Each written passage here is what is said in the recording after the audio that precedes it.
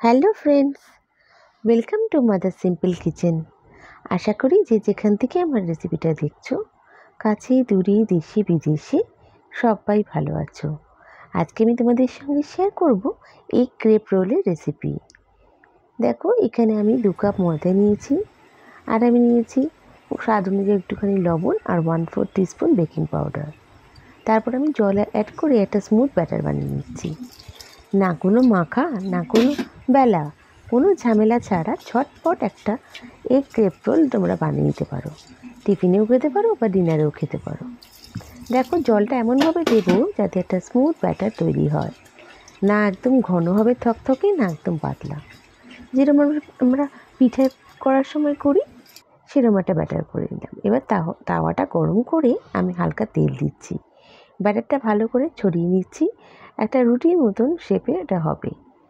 দুটো দিকই আমি ভালো করে ভেজে নেব, ভেজে আমি তুলে রেখে দেব। তারপর যেটা আমি করছি যে আমি ডিম ফেটিয়ে নেব। ডিমটা আমি নুন দিয়ে ফেটিয়ে নিচ্ছি। তোমরা চাইলে এই ডিমের মধ্যে পেঁয়াজ, লঙ্কা আরও অনেক কিছু দিতে পারো। আমি এখানে প্লেন ডিমটা দিয়েই করছি, আমি ঝটপট বানাচ্ছি তাই জন্য।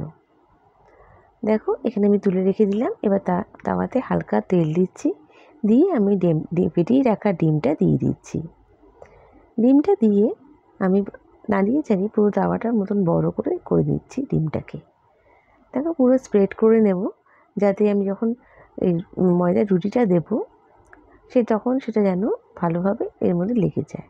দেখো, আমি এবার ক্রেপটা দিয়ে দিচ্ছি, এবারে অ্যাড করে দিচ্ছি। এটা খুবই সফট হয়, পরোটার মতন শক্তও হবে না, আবার একদম নরমও না, খুবই সফট একদম রুটিটা হচ্ছে।